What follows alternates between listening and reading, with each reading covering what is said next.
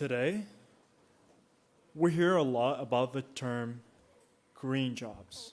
So quickly, with a raise of hands, how many of us have heard about the green jobs? That's interesting.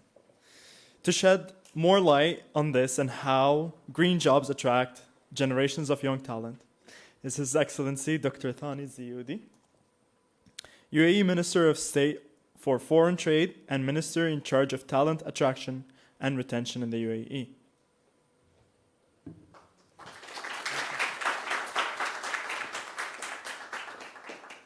Assalamu alaikum.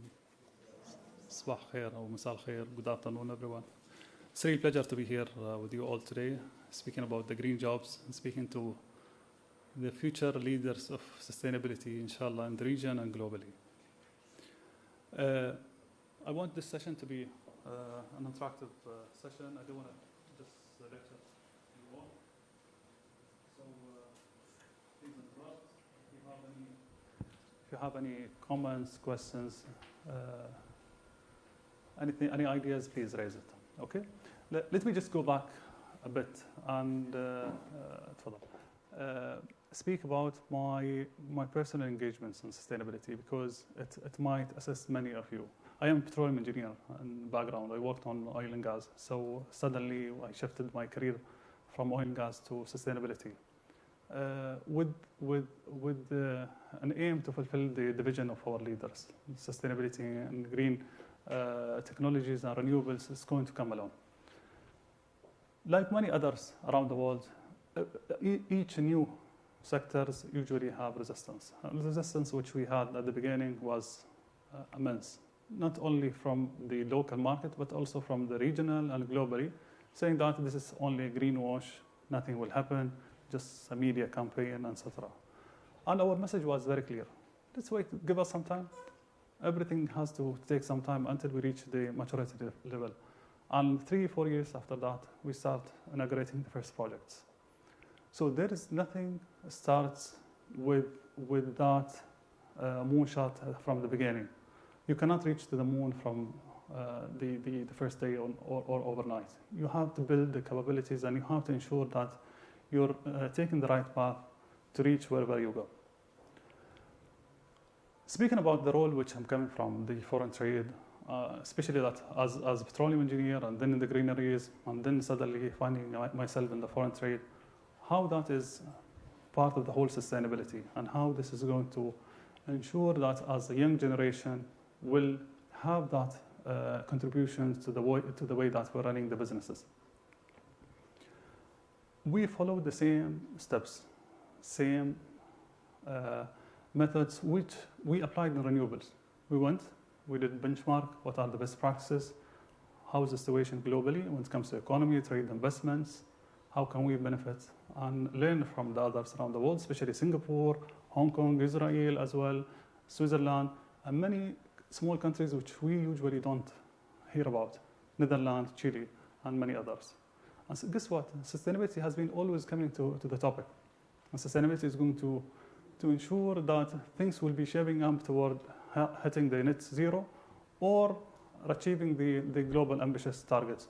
No matter how government is moving now in the negotiations and the climate change discussion, things for sure is going to happen. And why? Because of the new generation. The new generation is forcing us to move toward the greeneries and green jobs. There are 6 main new dimensions which we start seeing in the economy. I'll hit in 2 or 3 ones, and the rest are more related to the businesses. Social aspects.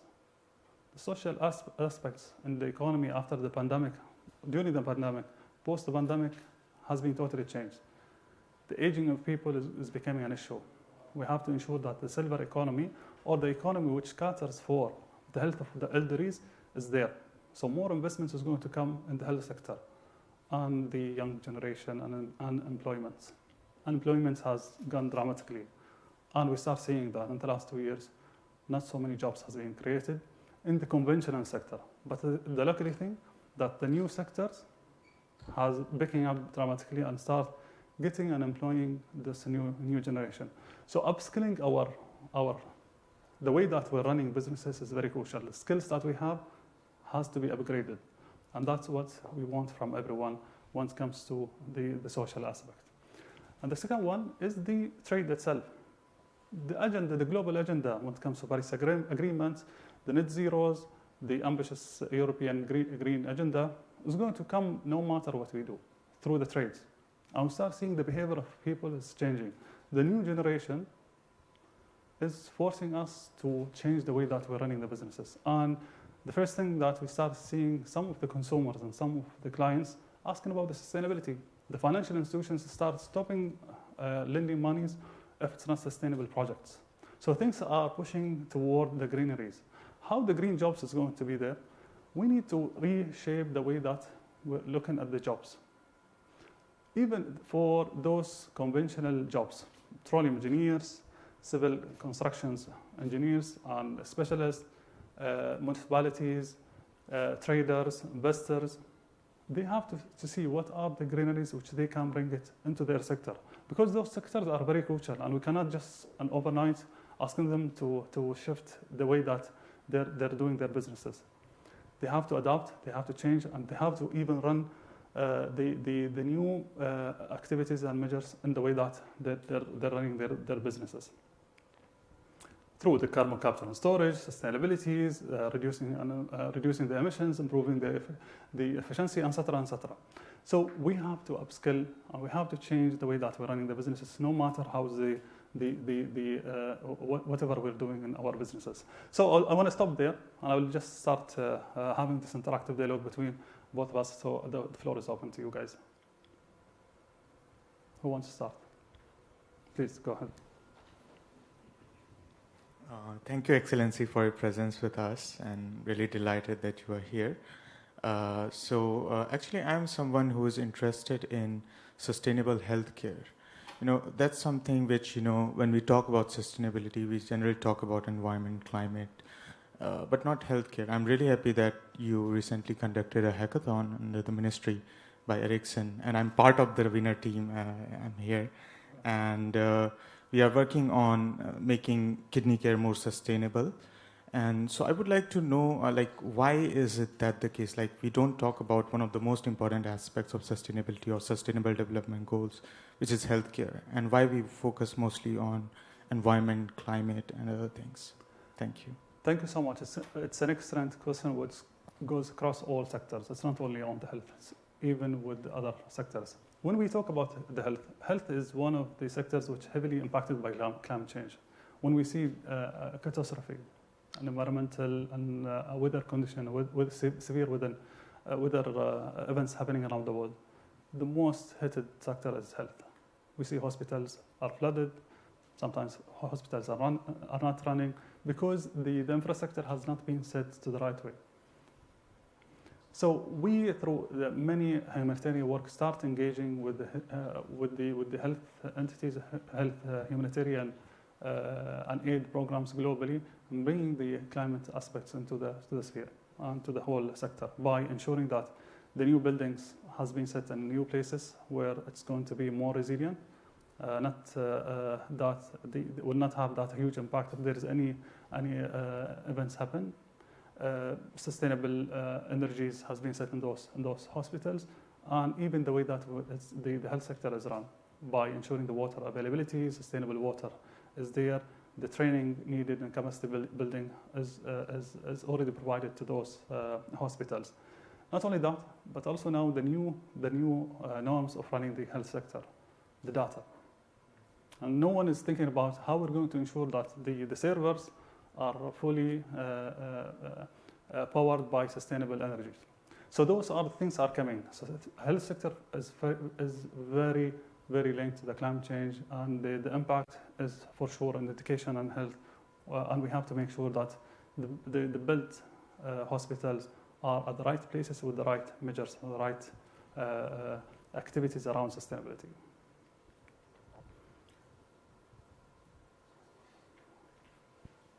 Tafadhal. Go ahead. Thank you, Your Excellency, for your insight and thoughts. As an engineer, you said you're a petroleum engineer. Now sustainability is going to be the new future. How can we prepare ourselves skills, topics to join and be part of the new initiative and lead the world basically with the sustainability? For the new generation, my personal advice for you guys is don't stick to whatever you're getting in universities or schools. It's not enough. And if you stick to whatever you learned throughout the schools and universities, you will find yourself outdated. Because the teacher or the instructor, he comes and gives you an information based on the limited time that he has. But outside that, it's your call to understand what's happening around the world. And you have to ensure that you're, first of all, up to date with the information and the latest knowledge in the market. The second one, you have to start getting vocational training. And if it's not, you will not even know how to do it. Sometimes we think that this skill is very easy because we see it simple. But the minute that you put your hand on it, it's becoming complex. You don't know how to do it. So vocational training is very crucial, and you have to start thinking about how you're going to apply such of the skills yourself, and how you're going to ensure that there is a continuous training to gain the knowledge needed, sustainabilities, and even in the efficiencies, and etc. So continuation is very crucial, and you don't stop anywhere. Continue your reading and training. تفضل.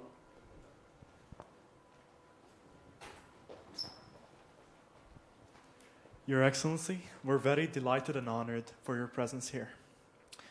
Let's look back in time when you were the Minister of Climate Change, right?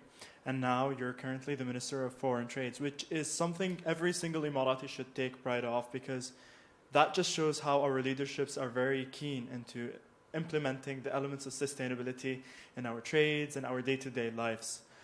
So my question is a bit of a follow-up from my colleague there. In a sense, I've got a lot of questions as an engineer. I've got a lot of questions from non-engineering backgrounds or non-scientific backgrounds saying that a lot of the information regarding climate change and sustainability is shared among the scientists themselves. So people with scientific backgrounds will tend to talk to each other with very scientific terms that maybe some of the people will not really understand. And this really drives people off, or really strays their attention off sustainability, thinking, this is not for us to discuss, maybe it's for the engineer. And in a sense, sometimes it's just so difficult to get people to engage in that sort of conversation with the non-scientific background. And how can we achieve a community where everyone just really knows that they're responsible for the threats that we're facing today? Thank you for the excellent question. I think it's related to the question which has been raised just before we come into the session. Let me just go back in history, and I will answer the question in a different way. In late 70s, early 80s, His Highness Sheikh Zayed Sultan, the founder of UAE, started so many sustainable practices. Those sustainable practices were not even thought of. And one of the interesting stories happened to Eritrea. Eritrea in 1983, 1984 had a drought where the government is heavily dependent on agriculture for their economy. And just 2 years before that, His Highness started piloting the solar pumping equipment in his palace in Al Ain, and has been successful. And that pilot has been carried out with the scientists and doctors from UAE University in Al Ain. So immediately after he heard about the drought, he asked the team to supply Eritrea with a number of water pumping machines to ensure that the water goes up to the hill, and the agriculture came back in a few months after that, because he supplied water to that region in Eritrea in a period where no one was thinking about it. So His Highness and our leaders has been already taking sustainability in the way that even in supporting other countries. And there are many other stories in the way that we're running the businesses and sustainability in the business. I'll give you another example, and I've been telling this story more and more in a frequent manner. In Sri Lanka, in around the same period, they've been hit by financial crisis. And the number one sector which their economy is dependent on is the fishery.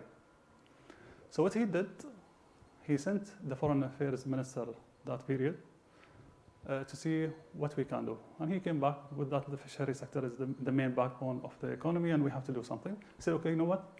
Go and change all boats from wood boats to machinery boats and supply them with the logistic, cooling boats, and ensure that the fisheries and the fish reach to the capital and from the capital to the whole world. In 2 years, their economy tripled.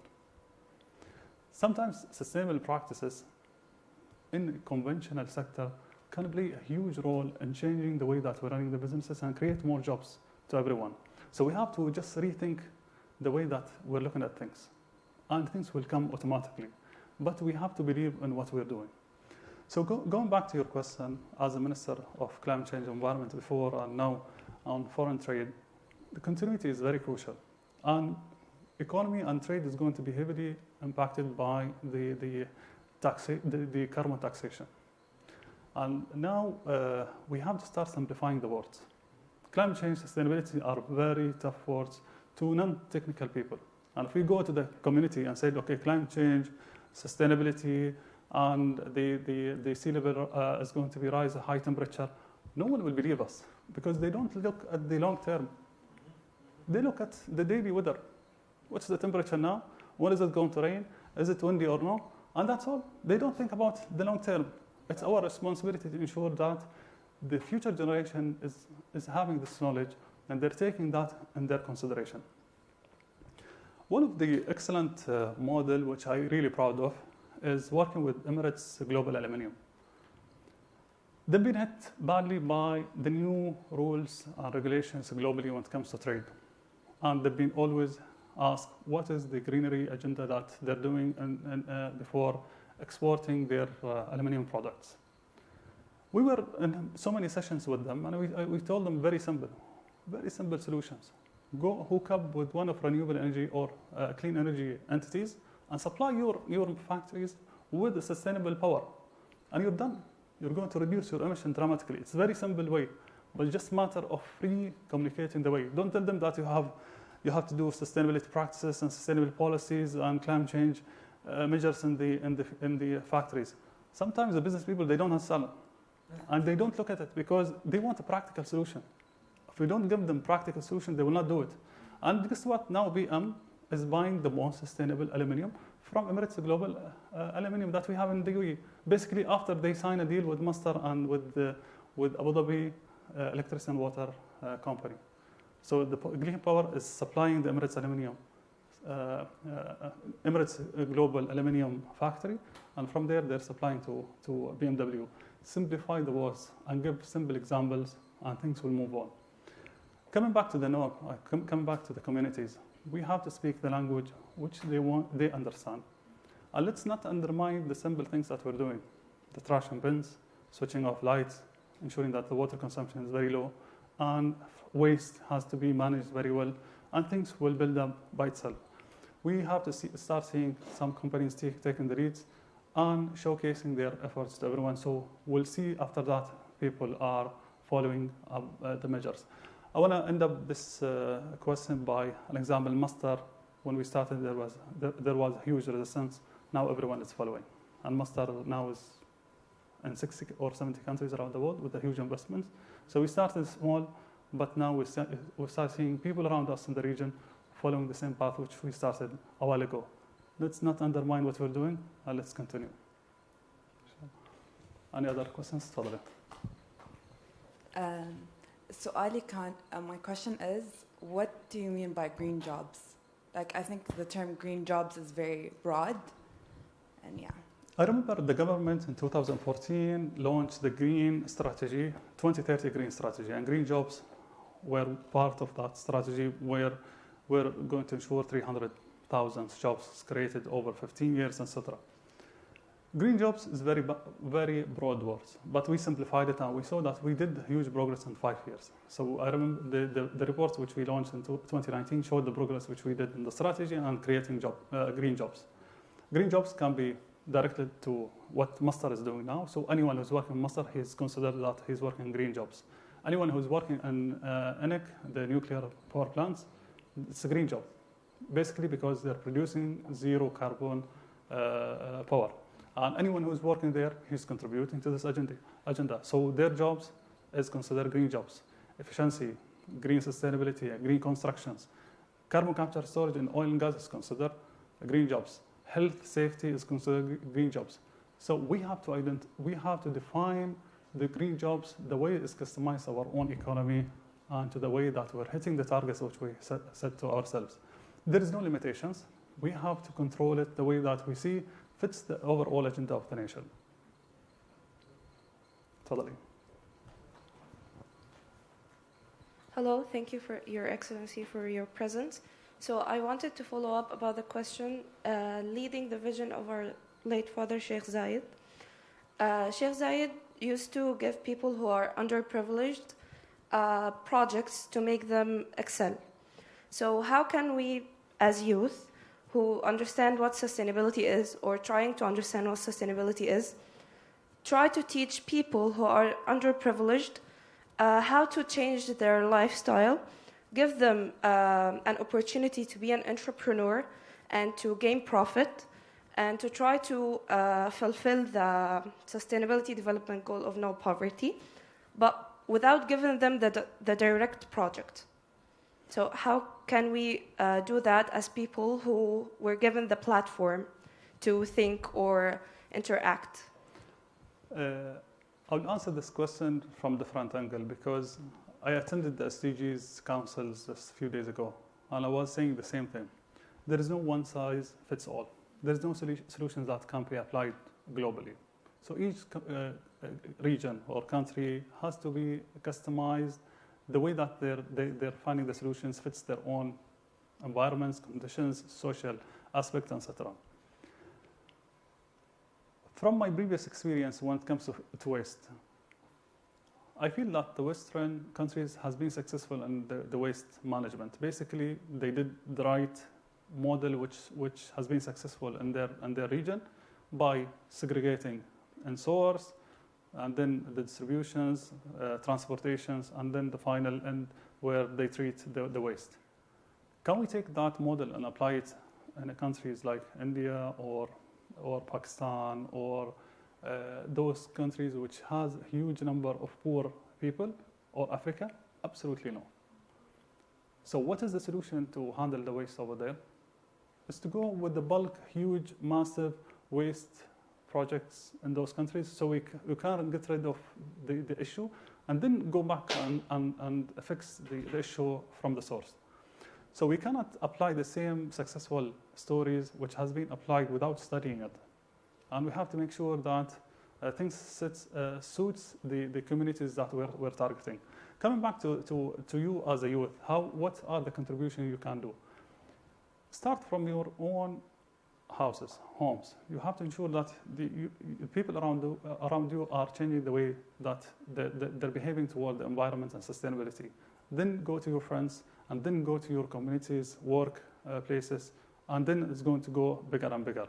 But trying to think about solving out outside, and then it goes back to your home, it's going to be so challenging to do so. And let's capitalize on the various initiatives that we have.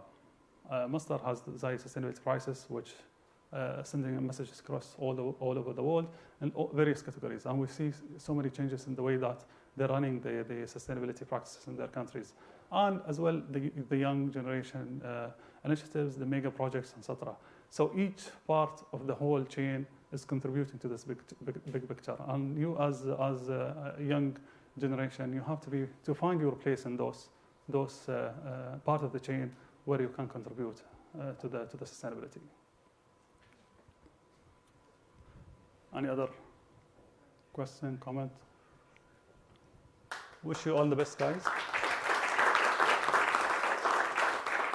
Last advice to every and each one of you. His Highness Sheikh Mohammed bin Rashid said, our youth are our champions.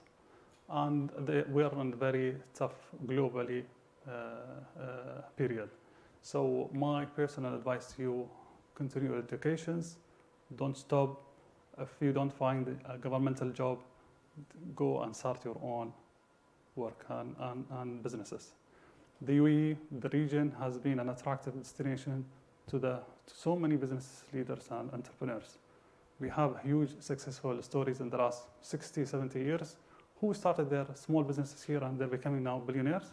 And it's not challenging, it's not difficult to every and each one of you. So just a matter of you have that braveness to take the risk and you will do it. We trust you and wish you all the best. Thank you.